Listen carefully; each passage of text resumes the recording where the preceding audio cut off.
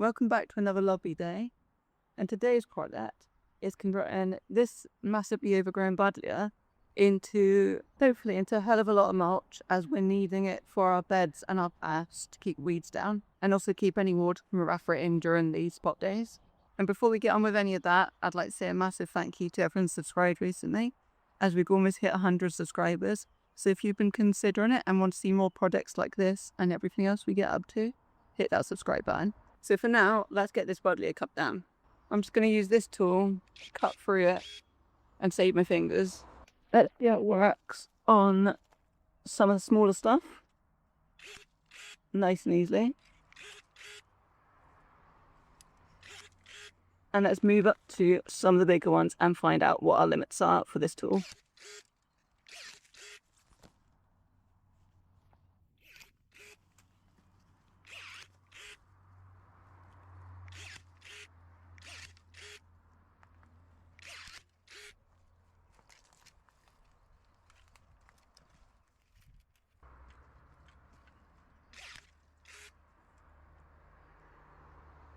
It's looking like it's handling all those pretty well. So what we're going to do is keep the nice long straight bits for propping up any plants that we need down the line, and any of the rest of it, we'll cut it down, pile it up, and then get it shredded into mulch. So I'm going to set you down now on time lapse, and you can see the process of it.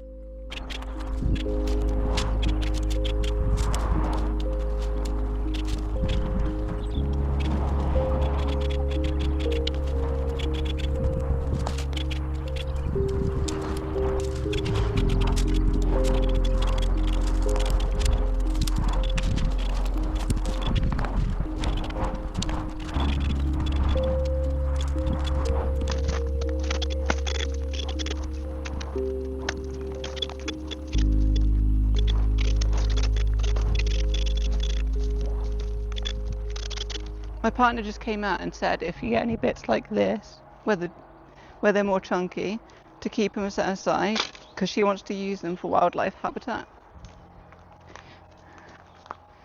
So I'll keep all those there in the bigger pile, these in our straight pile, and this in our mulch pile. So the more use we can get out of this, the better.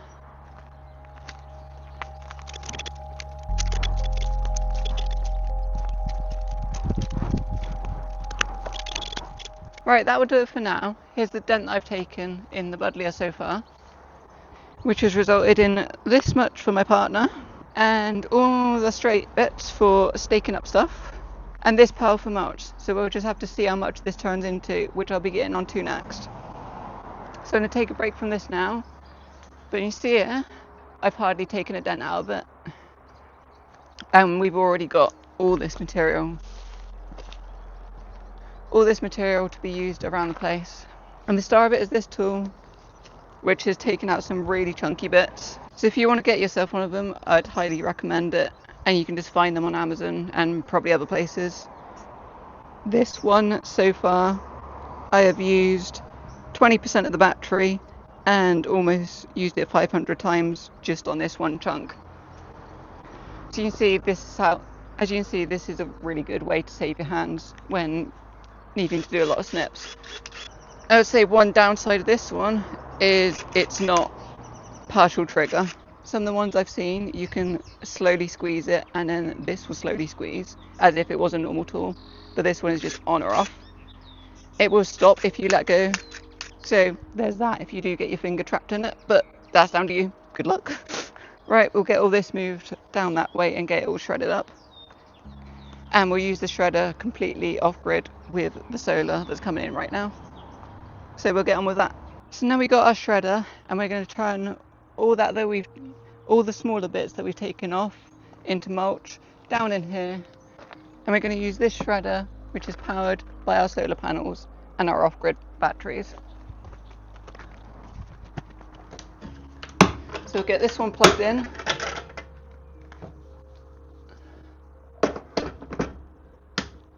All on off-grid power. That you should be able to see there. If you want to see the complete setup on how we did that, you can watch this video next.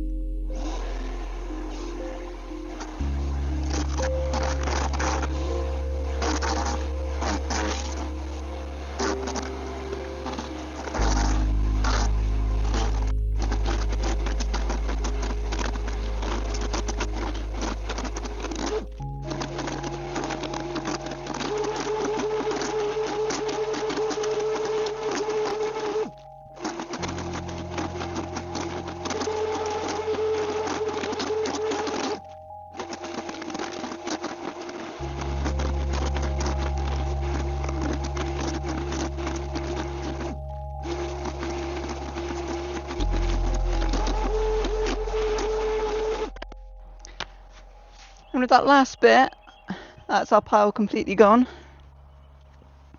And we'll empty this into the bag.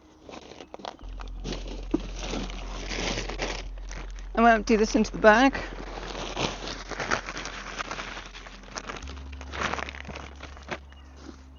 And that'll be our mulch to use on the gardens.